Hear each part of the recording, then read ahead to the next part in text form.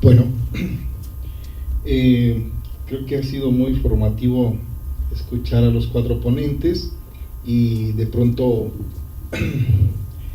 la reflexión lleva a trastocar lo que hasta ahora hacemos, ¿no?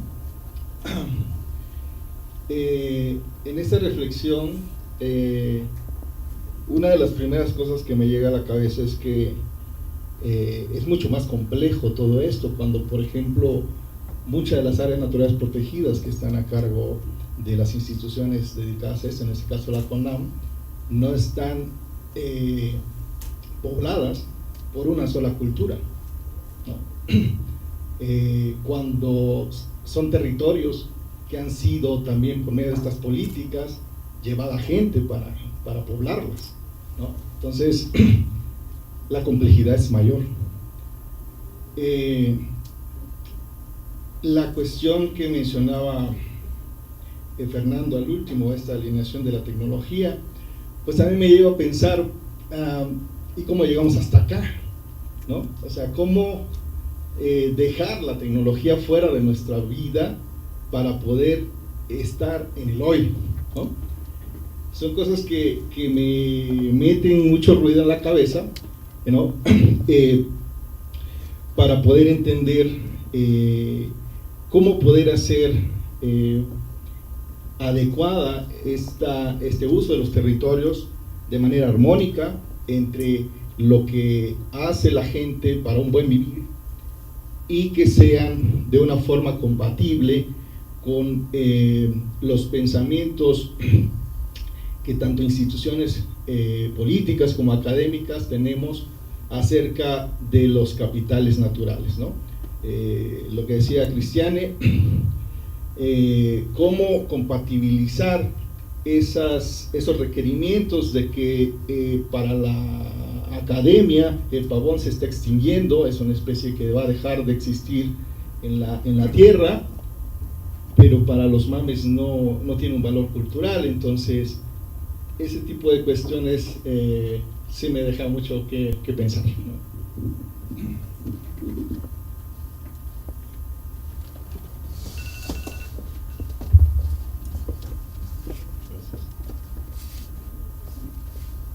Bueno, gracias. Yo agradezco mucho las palabras que nos han dado Blanca, Cristian, Manuel, Fernando. Ahora ven, y bueno, quienes hemos seguido una carrera o una línea de trabajo en ciencias naturales, ahora sabemos que los sociólogos, los economistas, los agrónomos tenían razón desde hace muchísimo tiempo, ¿no? Es decir, que la conservación es imposible lograrla, es imposible concretarla sin participación social, sin acción social muy intensa alrededor de los recursos naturales. Y justamente como decía Manuel hace un rato, las políticas más recientes que tenemos sobre conservación en áreas protegidas en particular, cada vez apuntan más hacia esa acción y participación social. Yo me he puesto mucho a reflexionar a través de los años acerca de las reservas, las áreas protegidas, la conservación comunitaria y todo esto, y mi conclusión finalmente es que las áreas protegidas como las conocemos ahora en México por lo menos, es decir, las áreas donde el gobierno tiene alguna intervención, donde tiene personal, presupuesto, una estructura, están sostenidas a la fuerza y con hilos delgados, creo yo. En países o en regiones del mundo donde quizá hay una densidad de población humana muy baja, pues a lo mejor sí es más sostenible, más a largo plazo, un esquema en el que el gobierno ejerce un control sobre un territorio, ¿no? si está deshabitado.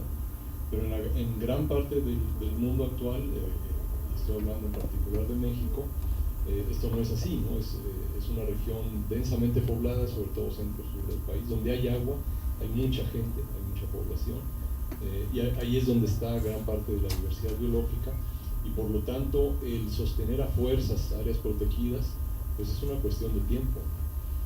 Entonces desde mi punto de vista necesariamente la mejor estrategia a seguir en el futuro, en el presente y en el futuro es cuando a la misma gente, las autoridades o la sociedad en general le da el valor, el espacio, la importancia y el poder también de decisión sobre esas áreas. O sea, en conclusión, lo que quiero decir es, en la medida en que la gente que vive en los ambientes donde está la diversidad biológica, y no solo ambientes rurales sino también urbanos, en esa medida creo que habrá éxito en el mantenimiento de la misma. Si suponemos que el gobierno es el que debe cambiar y debe mejorar y debe seguir ejerciendo ese control, yo creo que a la larga eso no es la mejor opción. Otra vez, yo creo que los científicos biólogos lo sabían hace muchísimo tiempo, los biólogos ahora, bueno, de unas pocas décadas para acá nos estamos dando cuenta, quienes hemos trabajado en el campo, de repente nos cae el 20, ¿no? de que la conservación no puede ser ajena de la sociedad.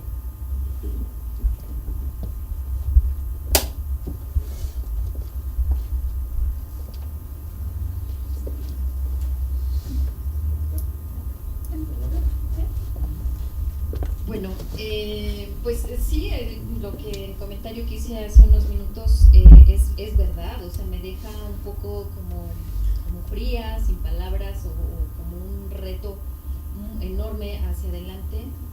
Igual yo me he dedicado a las cuestiones de conservación de entidades biológicas, y si bien también puedo llegar a la conclusión de que el poder conservarla significa una intervención social, de cualquier manera, pues me pregunto más bien cómo hacerlo, ¿no? o cómo debiera ser, y creo que retomaría un poco la pregunta de Cristiane del inicio, es ¿quién? ¿De dónde inicia? ¿Quién la inicia? Y bueno, yo de lo que he podido rescatar, de lo que puedo entender, entiendo que muchas de estas iniciativas esperamos o querríamos que surgieran desde quienes viven en el espacio que estamos hablando. Yo creo que tenemos que ser muy concretos al decir este espacio es un punto geográfico definido, y a partir de eso pues establecer quién, y pareciera que desde acá estamos pensando que debe surgir de la misma gente. Pero ¿cómo va a surgir si de todas formas la importancia que le da es muy diferente a la que nosotros podemos darle? Y no vamos a construir una importancia distinta a la que podemos generar desde este lado, ¿no? Y creo que Manuel señalaba de que debemos ser capaces de articular varios aspectos, bueno, que le nombra modos de vida, y que son 5, ¿no? Las líneas que podrían ser, y que como académicos deberíamos ser capaces de articular. Entonces finalmente nos colocamos otra vez como fuera de, o sea, conocer y luego lo articulamos. Entonces mi pregunta sería, en general para todos, ¿realmente es verdadero, es factible desestructurar nuestras formas de pensamiento? O sea, ¿realmente vamos a lograr esta comprensión la podemos alcanzar y hasta entonces definir alguna otra estrategia de intervención? Manuel, ¿realmente es factible lograr esa comprensión? ¿O al final tenemos que hacer lo que hemos venido haciendo? Tomar decisiones en función de lo que tenemos y esperar que surja lo mejor. Blanca y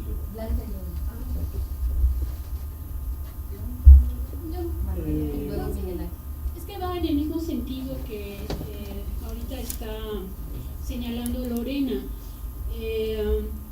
Es decir, la misma pregunta yo me planteo: ¿estamos preparados para poder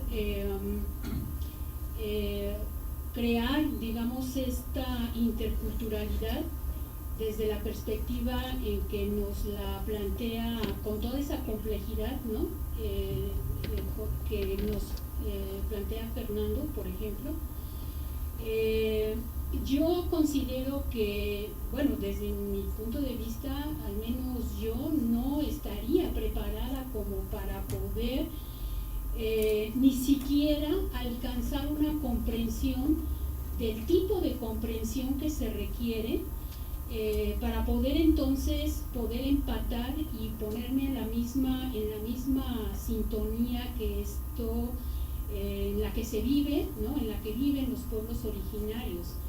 Sin embargo, esto no significa que yo me vaya a hacer de lado, ¿no? El no sentirme preparada no significa que vaya a hacerme a un lado y que deje de hacer o de intentar hacer lo mismo que hemos seguido haciendo, claro, digamos con nuevos elementos más reflexionados, etc. Digamos que nuestros acercamientos no han sido con tal profundidad, ¿verdad?, como efectivamente podrían necesitarse, ¿no? Sin embargo, igual a través de estas experiencias y de lo que conocemos, digamos, del trabajo que ha realizado el equipo de Fernando, ¿no? Nos agrada mucho poder conocer algo y sobre todo la reflexión de la experiencia relacionada con esto de la innovación y de la transferencia tecnológica. Concretamente, yo recuerdo mucho esta experiencia, ¿no?, de la creación de ¿cómo se llaman estos? Pues como hornos, ¿no? Estufas, no son estufas, sino estos dispositivos para apropiados, ¿no? Para estas comunidades que cultivan el café, secadores solares. Recuerdo mucho esta experiencia que tuvieron ellos, ¿no?, en esta propuesta de innovación tecnológica, donde efectivamente hay ahí una participación importante de las comunidades, ¿no?, una especie de ponerse de acuerdo en qué hacemos, cómo hacemos, cuándo lo hacemos, etcétera, y que bueno, yo he venido tratando de tener siempre presente para poder pues entablar, digamos, esta relación y no sentirme, ¿no?, totalmente impotente para poder iniciar y continuar con estas relaciones, ¿no? Entonces, bueno, es un poco el comentario, ¿no?, de decir si realmente estamos preparados, si realmente es posible, ¿no? Y bueno, insistir en estos acercamientos, en estas aproximaciones que son las que nos forman.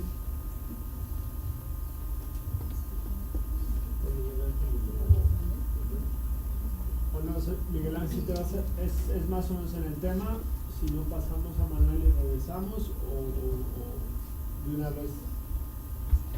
Perdón, ¿qué tema? Adelante. Bueno, como diría Benny, esta idea loca de la conservación me mete muchos ruidos en la cabeza. Y a través de los puntos creo que no han sido tocados, que pudieran parecer como complejos, bastante polémicos, fantasiosos. El ruido que me meten todas estas cuestiones es que, desde mi perspectiva, a veces no logramos salirnos, sea desde la perspectiva de biodiversidad o de cultura, de algo que algunos filósofos han llamado, y verdaderamente, no sé si existe el término análogo a la interculturalidad, en las relaciones con los otros seres vivos, en un término de igualdad, que es ahí donde puede ser la idea loca, ¿no? O sea, así como no somos capaces de ser unas sociedades dominantes de considerar iguales a otros como pueblos originarios, no seremos también una sociedad dominante que es muy fantasioso, muy loco, considerar como iguales a otros seres vivientes, porque en el curso de conocimientos que el viernes culminamos, se nos ha planteado y se nos ha demostrado que aún como investigadores técnicos, estudiosos en una maestría en conservación, en este caso maestría en recursos naturales, entonces con conservación, no tenemos interiorizado como modo de vida justo o de bienestar, que tenemos un término de bienestar, al ambiente, a la naturaleza, a los seres vivos, ¿no? Entonces en esta idea, ese es un punto que nos es muy claro con respecto a si seremos capaces de considerar en términos igualitarios a los otros seres vivos que tienen derechos a darse. El otro tema que puede ser igual o tan polémico es que sacamos un tema en el curso en el cual Fernando, Ana Jorge y un servidor escribimos una obra de divulgación y con fronteras sobre la sacralidad. Entonces ahí sí como que podemos hablar los y decir, no, estamos hablando, ¿no? Ahora ya vamos a ser religiosos. No, la verdad, no estrictamente en este sentido. Pero son estas ideas locas de la conservación que tienen que salir para debatir, dialogar, señalar si son pertinentes o no. Porque termino señalando esto de que la sacralidad, el origen de la vida misma, y los diversos componentes físicos, biológicos, pues tal vez desde una perspectiva cultural, pero desde una perspectiva cultural que toca otros aspectos que no sean el uso, el control, el manejo, el aprovechamiento, ¿no? Y caen en cosas como respeto, igualdad, no sé, ahí lo dejo solamente esos dos temas que concluyo. Tienen derechos los seres vivos, son sagrados.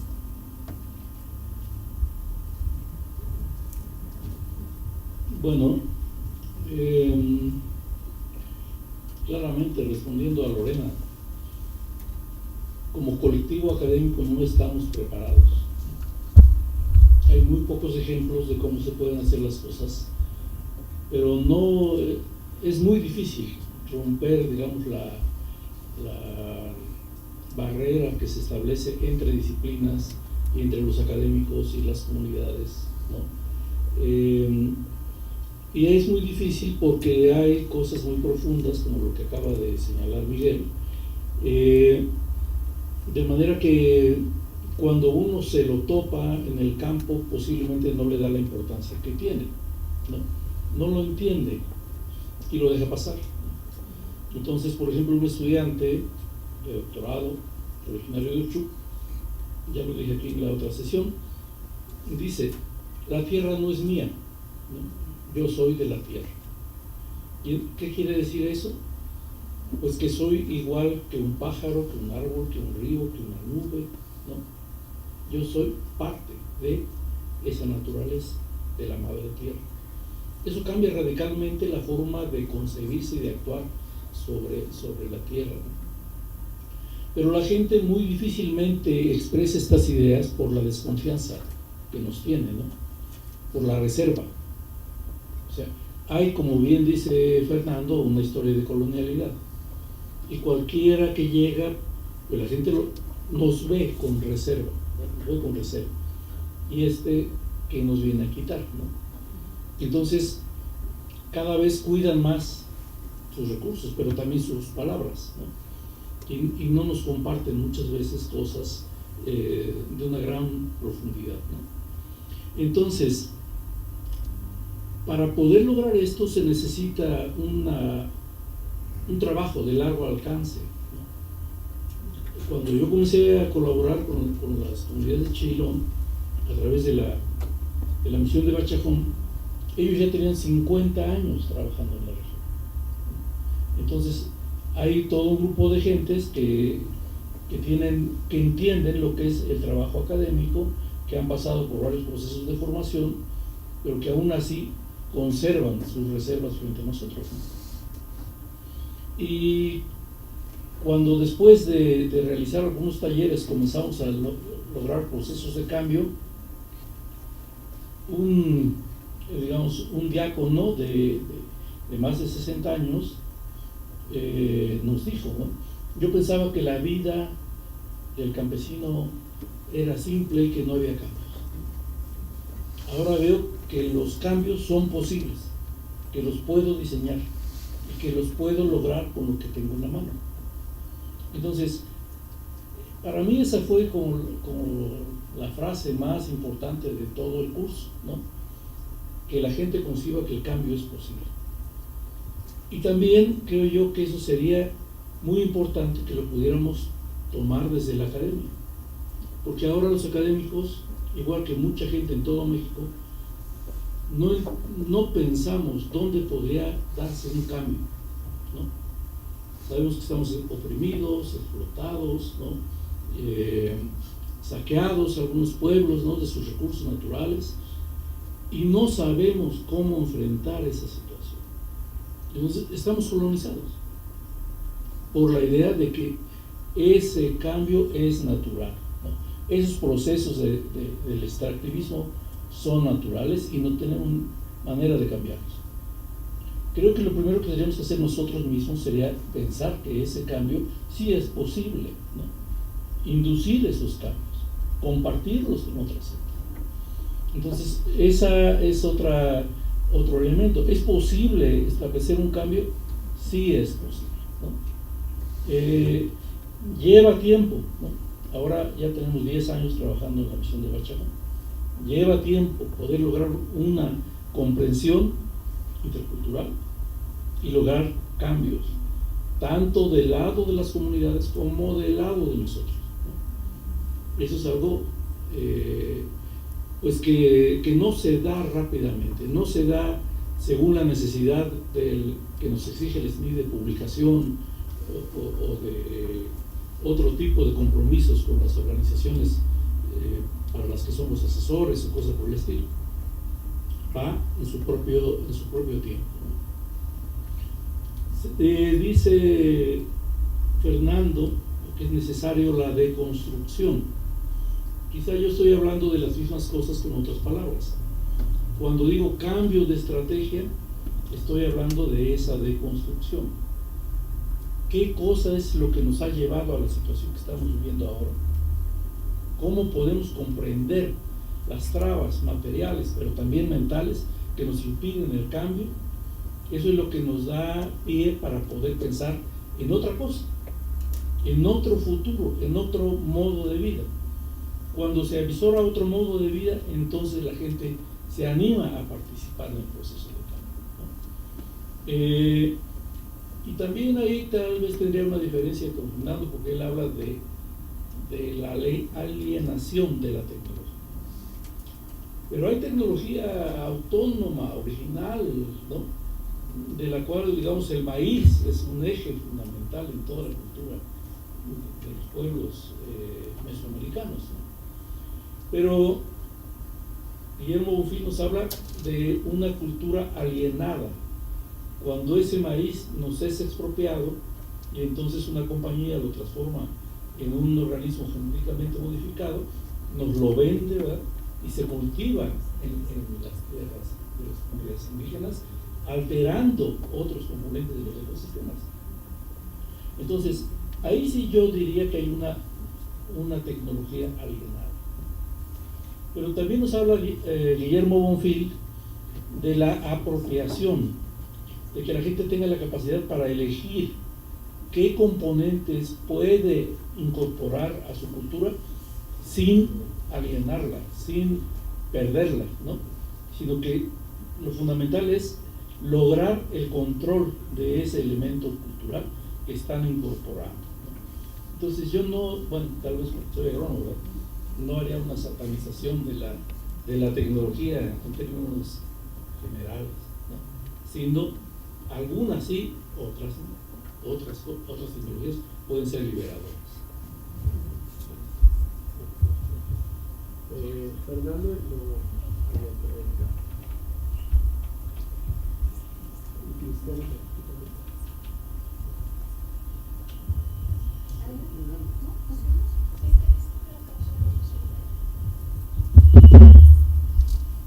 Bueno, comienzo con esto último porque no me refería a la tecnología como alienada. El problema está en cuando nosotros nos alienamos a la tecnología, sea cual sea. Es decir, en una lógica de no poder vivir si no la tengo. Eso cuando ya nos alienó, ya estamos supeditados, sometidos. Eso no es el problema de la tecnología, sino el problema de la conciencia ante la tecnología, de la relación que se establece con la tecnología, sea cual fuere.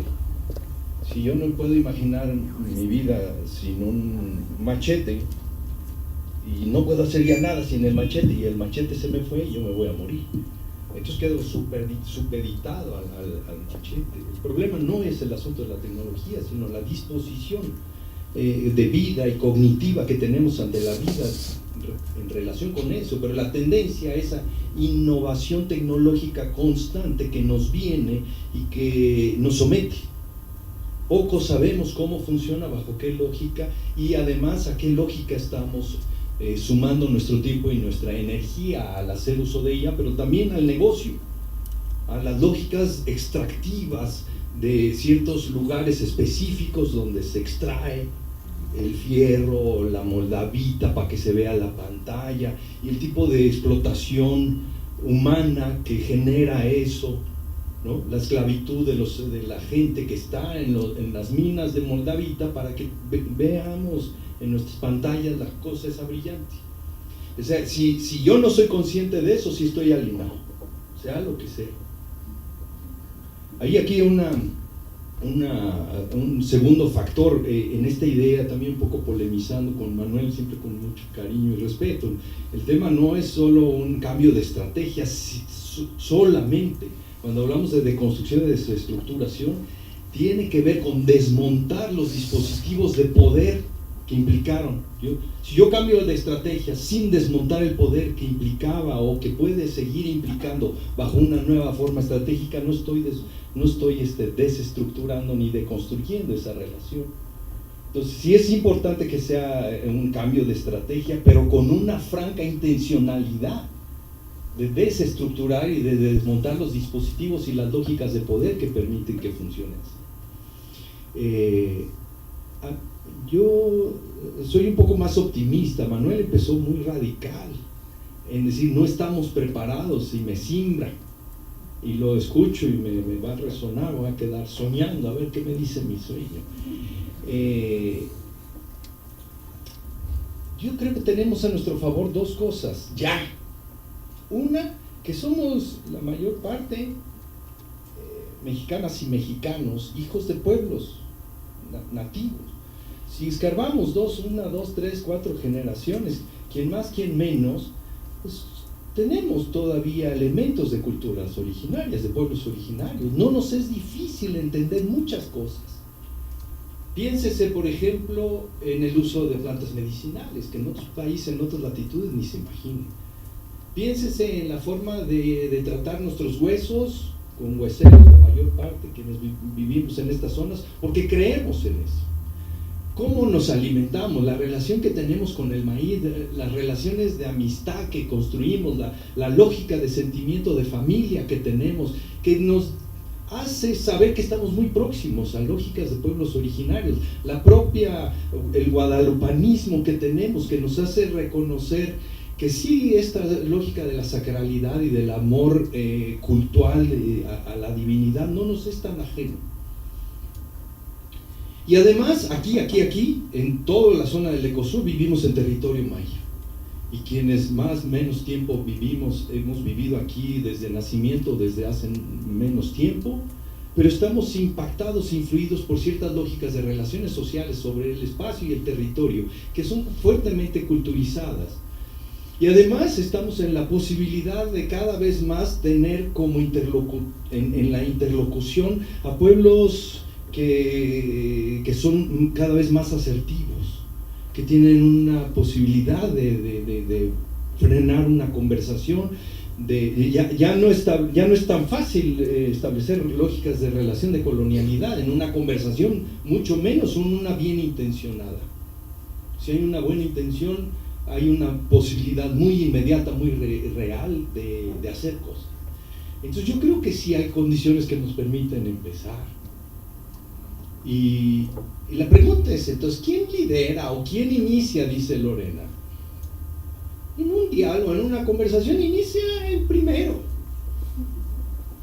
Eso es todo lo que le dio el inicial. Fue el primero, pero pudo haber sido la otra persona, la primera que inició un diálogo, una conversación. ¿Por qué? Porque tiene tema, porque tiene motivo, porque tiene causa, porque tiene sentido.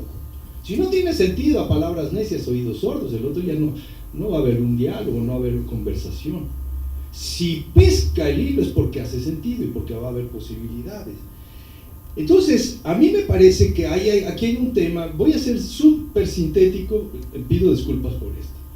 Es importante no patrimonializar. La patrimonialización Eso de aquí, los recursos son de todos nosotros, pero más míos, porque yo lo dije, que tuyos, que sos quien vive ahí. Y no, entonces hay que iniciar no patrimonializadoramente ni colonizadoramente, hay que empezar con humildad. El gesto de la humildad es un valor, es un gesto que los pueblos, nuestros pueblos lo remarcan, lo enseñan. Nosotros tenemos que saber qué significa ser humilde y hacer las cosas con humildad. Y la segunda es iniciar porque hay cariño, porque se quiere, porque de verdad hay un querer hacerlo, hay una voluntad por hacer algo, por llevar un tema, por el pavón, por el que sea, porque de verdad hay un querer hacerlo. Sea el tapir, sea el jaguar, el quetzal, se lleva uno el tema, pero entonces aquí, además, es con una disposición, y solo los enuncio, a la comprensión, como Manuel nos remarcó desde el principio, a la complejidad, como también Manuel lo dijo y también lo dijeron las compañeras, lo remarqué yo. O sea, no a llevar el pavón solo. ¿Y qué tiene que ver eso con qué? Pues con algo, pero búsquenle. Con una disposición procesual. Procesual quiere decir que estoy dispuesto a estar ahí dentro de 1, 2 o 3 o 5 o 8 o 10 años a ver a dónde nos lleva. Porque si no, yo les llevo mi agenda y ustedes véansela de cómo cuidar el pavoncito. Porque ustedes deben ser conservadores. No, si yo llevo un tema es porque estoy dispuesto a detonar un proceso y ser parte de él. Esto es una cosa que es fundamental. Una disposición a desestructurar. Entonces, ¿qué cosas estructurar? Militantemente a desestructurar las lógicas de falta de información o de colonialidad o de alienación, lo que sea. A una disposición solidaria. Y cuando hablamos entonces de solidaridad, y junto con la última de disposición a problematizar, entonces son comprensión, complejidad, procesual, problematizadora, de solidaridad y desestructurante.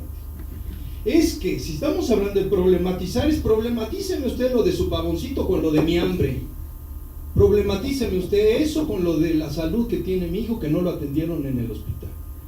Si no tenemos esa disposición a la complejidad y a la articulación de todo ese tipo de cosas, entonces estamos fritos, pues ya ahí acabó el diálogo. Esto es una cosa que es muy importante. ¿Y qué ofrezco?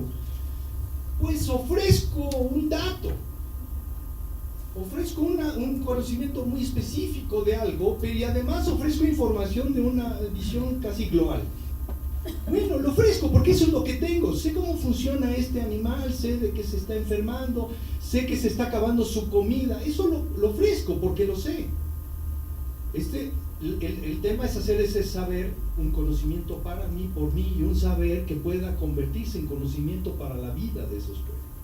Entonces yo soy más optimista de que sí podemos, porque ya tenemos ciertas claves, como dice Eduardo, lo que antes rechazábamos ahora ya lo sabemos, porque los colegas nos los están enseñando.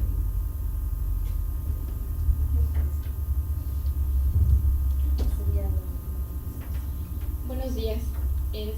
Pues únicamente creo un par de comentarios, pues nada más para pues aportar un poco sobre lo que creo ya se ha dicho también, ¿no? Yo por una parte creo que hay que tener en cuenta también que pues la cultura y por ende los pueblos y nosotros somos cambiantes, ¿no? Entonces no somos estáticos y por lo tanto no podemos permanecer de una sola manera, ¿no? Y lo digo por las nociones de cultura que de alguna manera pues a veces se tienen nociones en su mínima expresión, ¿no? Y se reducen a pueblos indígenas, pueblos originarios, ¿no? Y que lo mismo pasa con la parte de la interculturalidad. Entonces, misma desde la interculturalidad crítica, creo esto se ha dicho también, ¿no? Que interculturalidad no es justamente mi relación o hablar de pueblos indígenas o pueblos originarios ni ruralidad, ¿no? Entonces creo que tener una perspectiva más amplia sobre cómo la interculturalidad nos permitiría más bien tener esta relación con los otros, ¿no? O con el otro, con nosotros mismos y con los demás, ¿no? O sea, no hablar de pueblos indígenas, ni de urbanidad, ni de ruralidad, porque creo que al mismo tiempo, ya relacionándolo un poco con la parte de la conservación, recaemos en esta parte, ¿no? Que bueno, una de las intenciones, considero, de la conservación, pues es mantener esto que todavía existe y que sí comúnmente se encuentra en el territorio de los pueblos originarios, ¿no? Pero creo que también enfocarnos en solo esta parte ha permitido ignorar la otra, ¿no? Que sería la parte urbana, y que creo que Mateo justo hace ya un rato mencionaba que está pasando, ¿no? en las zonas urbanas, ¿no? Y justamente es eso, ¿no? O sea, yo creo que la academia también muchas veces se ha enfocado mucho en la ruralidad y en los pueblos indígenas, mientras que en la parte urbana existen problemáticas similares y en una magnitud mucho mayor, ¿no? Entonces, a lo que me refiero también es a que con estas ideas que sí parten desde un posicionamiento, bueno, desde relaciones de poder, ¿no? Desde pensamientos coloniales en la conservación, los pueblos originarios también de alguna manera son, por así decirlo, violentados, ¿no? En su modo de vida, en su forma de existencia. Entonces,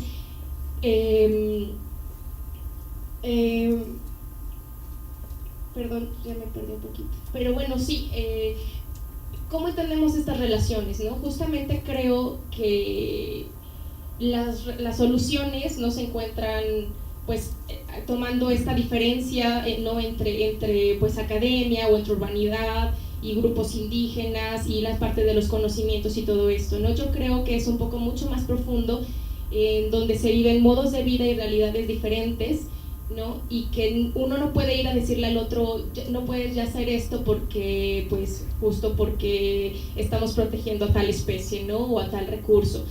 O tienes que usar tu traje típico porque es parte de tu cultura y entonces si no la usas la pierdes, ¿no? Entonces son como este tipo de cosas que creo que son mucho más complejas, en donde creo que sí parte de entendernos como individuos y en nuestra relación con los demás, ¿no? O sea, no tanto entre pueblos y urbanos, sino entre diferentes, ¿no? Y pues creo que de mi parte es eso. Gracias. Cristiani, y nada más un momentito, no sé si en Tapachula sería la última, si quisiera una intervención en Tapachula, y si no, ya vamos a pasar con no sé si en Tapachula quisieran. ¿En Tapachula nos escuchan? ¿Quiere realizar alguna intervención por allá o...? Por ahora no, está bien, gracias. Entonces, Cristiani, y luego pasamos a la conclusión de Trini. A la síntesis, perdón, a la síntesis. A la síntesis. Aquí ya surgieron tantas cuestiones que podría comentar tantas cosas, ya tengo que elegir 2 o 3 por el tiempo.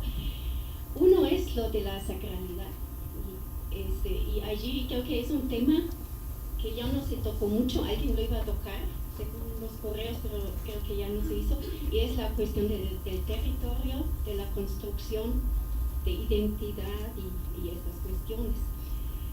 Por ejemplo, se ha mencionado lo del uso medicinal de recursos naturales, de sitios sagrados. Por lo general, un uso muy importante tanto de flora como fauna es con fines curativos, es muy importante todavía, y eso no nada más está relacionado con los recursos, y eso va un poco hacia esa pregunta que lanzó Lorena en los correos, porque para algunos es madre y otros lo ven nada más como una fuente de recursos, que en muchos pueblos originarios no es únicamente el recurso que extraen para curar, sino tiene que ver con la espiritualidad, con el mismo sitio, y entonces la tierra para ellos no nada más es proveedora del recurso para sanar, sino es como dadora de vida y también es como una fuente para la salud, y no podemos desligar el territorio de todos esos usos que se hacen. Por ejemplo, en la interculturalidad ponen esas clínicas, como aquí en San Cristóbal, el hospital, no sé cómo se llama, pero justo es eso, es decir, lo extraen del territorio, de todo lo que está relacionado con espiritualidad, con conocimientos, con saberes, y lo quieren poner en un lugar que el gobierno dispone, concentrarlo allí. Entonces, realmente no nada más se trata de otra vez subalternar todos estos costumbres, tradiciones, los que tienen los pueblos, al sistema. Entonces, que muchas veces esa discusión sobre las diferentes culturas, de cómo lograr la interculturalidad, etcétera, tiene esta agenda oculta atrás, ¿no? Es decir, hago un diálogo, veo cómo le hago, pero finalmente te incorporo a mi sistema para que ya estés contento, porque ya aceptamos los elementos que a ti te gustan. Entonces yo creo que sí, también como académicos tenemos que tener mucho cuidado, ¿no? Para no caer también en este juego. Y nuestros diálogos que hacemos muchas veces pueden ser redireccionados hacia eso, y creo que eso es también lo que nos pasa mucho en las reservas.